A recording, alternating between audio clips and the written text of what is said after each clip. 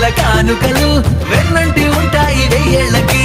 రారండో వేడుక చూద్దాం, ఈ సీతమ్మని రామయ్యని ఒకటిగా చేసేద్దాం, ఆడేద్దాం.